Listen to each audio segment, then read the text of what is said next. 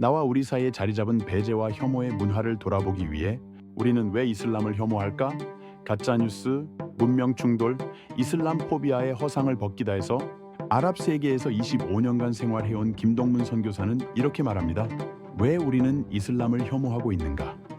이슬람 배제와 혐오에 머물러 있는 이슬람을 향한 우리의 시선을 바로잡아 합리적 의심을 품고 포용과 사랑의 길로 함께 걸어가 보자 라고 말합니다. 우리는 이슬람에 대한 공통적인 이미지가 있습니다. 머리에 검은색 히잡을 쓰고 있는 여성, 긴 통옷에 수염을 기르고 머리 덮개를 눌러쓰고 있는 남성, 메카를 향해 하루 5번씩 기도하고 라마단 기간 한 달 동안 낮 금식을 하고 꾸란에 충실하고 이슬람 사원에서 열심히 기도하는 사람들, 자신의 종교로 포교하기 위해 테러를 서슴지 않는 사람들. 정말 무슬림은 우리가 생각하는 것처럼 살아갈까요? 무슬림 그들은 테러리스트인가요? 광신도들인가요? 김동문 선교사는 우리가 이슬람을 혐오하게 된 발생사적 기원을 추적합니다. 지금의 적폐가 MB 박근혜라면 이슬람 혐오라는 적폐를 생산한 사람은 박정희라는 식입니다. 그리고 시작은 1970년 4월 농촌 재건 운동인 새마을 운동이 됩니다. 박정희는 농업과 유대인 전문가에게 새마을 운동을 맡기며 자연스레 이스라엘의 키부츠 운동을 새마을 운동의 표본으로 삼게 됩니다. 그리고 박정희 정권은 아랍 이슬람 국가에 둘러싸인 작은 나라 이스라엘과 중국, 소련, 북한 등 주변 적대적 세력에 둘러싸인 작은 나라인 한국을 일치시킵니다. 자연스럽게 국가 교육 안에 친이스라엘 정서와 반아랍 정서가 자리 잡게 되겠죠. 성공한 농업운동 키부츠, 유대인의 교육, 열강에 둘러싸인 작지만 강한 나라 이스라엘. 이 같은 이스라엘의 이미지를 불러와 한국을 동방의 이스라엘로 부르게 된 것입니다. 여기에 보수적인 한국교회가 합세를 합니다. 따라서 극단적인 친이스라엘 경향을 강화해 나갑니다. 동방의 예루살렘인 양 서울을 묘사하고 한국교회를 영적 이스라엘로 여깁니다. 이런 맥락에서 2017년 초 박근혜 대통령 탄핵 반대 집회와 2025년 윤석열 탄핵 반대 집회에 대형 이스라엘 국기가 등장한 것은 의미하는 바가 큽니다. 바로 이러한 종교적, 정치적, 문화적 흐름이 아랍은 멀고 이스라엘은 가깝게 생각하도록 만들었습니다. 세종대왕 때와 조선 초기 그렇게 친했던 아랍권을 김동문 선교사는 이렇게 말합니다. 이슬람은 포교를 목적으로 전쟁을 일으키지 않았다. 사실 무함마드는 6세기 말 이슬람을 창시한 후 이슬람은 7, 8세기 왕성하게 세력을 확장해 나갔습니다. 이때 이슬람 세력은 외부인이 무슬림으로 개종하는 것에 대해 대단히 엄격하고 폐쇄적이었습니다. 오히려 당시 비잔틴 제국의 지배를 받던 아랍 세계의 기독교인들은 이슬람 세력에 대해 우호적이었습니다. 동방교회 전통의 단성론자들과 네스토리우스 계열의 기독교인들은 이슬람 세력을 적극적으로 맞이했습니다. 왜냐하면 비잔틴 제국으로부터 압제를 받던 아랍인들에게 이슬람 세력은 자신들을 해방시켜줄 해방자였던 것입니다. 그렇다면 오늘날 극우 기독교와 대형 교회의 타락으로부터 한국 교회의 건강성을 회복시켜줄 동역자는 이슬람이 될 수 있을까요? 좀 더 살펴보겠습니다. 근현대 역사에서도 마찬가지입니다. 무슬림들은 이슬람 종교보다 가문과 종족과 민족 그리고 도시와 국가를 위해 싸웠습니다. 1, 2차 세계대전, 1991년 1월의 걸프 전쟁, 2003년의 이라크 전쟁, 레바논 내전, 시리아 전쟁, 예멘 전쟁에 나선 아랍 이슬람 국가들은 미국이나 유럽의 군대와 연합전선을 펼쳤습니다. 또한 이슬람 국가들 사이의 전쟁에서도 서로 손을 잡거나 대립했습니다. 이 전쟁은 이슬람 종교 확장을 위한 정복 전쟁은 아닙니다.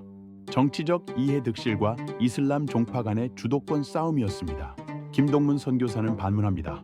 이런 전쟁을 포교를 위한 전쟁이거나 이슬람 세력의 확장을 위한 전쟁이었다고 할 수 있을까? 무식하니 용감하겠죠? 한국 교회의 무식과 무지는 하늘을 찌릅니다. 교리의 탑으로 인문학적 소양도 없고 역사적 안목은커녕 현실 정치를 읽는 눈도 없습니다. 따라서 김동문 선교사는 이렇게 말합니다. 이슬람은 처음부터 지금까지 포교를 위한 전쟁을 일으키지 않았다. 유럽 내 무슬림의 99%는 IS를 싫어한다. 심지어 이슬람 극단주의자들도 IS를 반대한다. 유럽을 이슬람화하기 위해 IS가 테러를 일으킨다는 것은 전혀 근거가 없는 주장이다. 자신의 범죄를 정당화하기 위해 이슬람을 가져다 쓸 뿐이다. 오늘 우리 사회에 넘쳐나는 이슬람 관련 가짜뉴스, 괴담, 선동, 따라서 진실을 위한 팩트체크가 필요합니다. 이슬람과 무슬림은 제대로 알려지지 않아 마치 눈에 보이지 않는 귀신처럼 입에서 입으로 전해지며 두려움이 커지고 정치, 문화, 종교적 이유로 그 두려움은 확대 재생산되고 있습니다. 이슬람 포비아, 곧 이슬람 공포증이라 불리는 극도의 혐오 대상이 되어버린 것입니다. 그것도 같은 믿음의 아버지 아브라함을 가진 개신교에 의해. 이러한 괴담은 국내산이 있고 국외산이 있습니다. 김동문 선교사는 이마트 노브랜드와 아에스테러 자금, 익산 할랄 단지 조성, 인천 검단 스마트시티와 한국 이슬람화 전략, 이슬람화 8단계 전략, 이슬람 대학 설립 계획, 무슬림 불법 체류자 생활 수칙 소개명 등 국내에서 생산되어 유포되는 괴담에 관해서 진실이 무엇인지 살펴보고 왜 이러한 괴담이 만들어지고 왜곡되고 유통되는지를 추적합니다. 국외사는 유럽이 이슬람화되고 있다, 이슬람, 평화의 종교라는 프로그램 중단 사유 등의 이름으로 해외에서 역수입되는 괴담도 살펴봅니다. 배제와 혐오에 머물러 있는 이슬람을 향한 우리의 시선을 바로잡아야 할 것입니다. 그리고 합리적 의심을 품고 포용과 사랑의 길로 함께 걸어가야 할 것입니다. 칸트의 조건적 환대, 곧 초대의 환대, 선별적 환대를 넘어 무조건적인 환대, 곧 방문의 환대를 진정한 환대로 생각하며 철학자 데리다는 환대에 관해 이렇게 말합니다. 환대란 조건 없이 방문자에게 문을 여는 것이며 때때로 두려움을 동반할 수 있다. 왜냐하면 이방인은 손님으로서 주인의 자리를 위협할 수 있기 때문이다. 그러나 나와 우리를 보호하기 위해 내 구역을, 나의 장소를 내어 놓아야 하는 이러한 무조건적인 환대가 필요하다. 데리다의 환대는 종교적입니다. 성서는 이방인의 조건을 따지지 않고 굶주림이라는 단 한 가지 사실로 그들을 환대하라고 말합니다. 가령 누가복음의 선한 사마리아인의 비유와 또 네 이웃을 사랑하고 네 원수를 미워하라 하였다는 것을 너희가 들었으나 나는 너희에게 이르노니 너희 원수를 사랑하며 너희를 박해하는 자를 위하여 기도하라.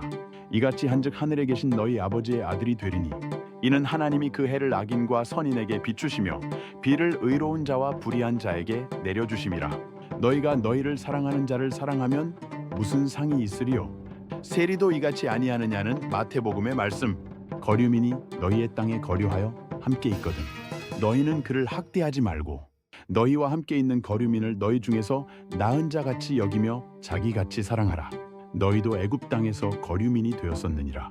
나는 너희의 하나님 여호와이니라는 레위기의 말씀이 그렇습니다. 사실 신은 자신의 아들을 죽이기까지 죄인인 우리 인간을 환대하지 않으셨나요? 개신교는, 한국의 교회는 신의 이 마음을 알기에는 한참 멀었습니다. 그만큼 다른 세상이 기독교인들에게는 멀었다는 증거이겠지요.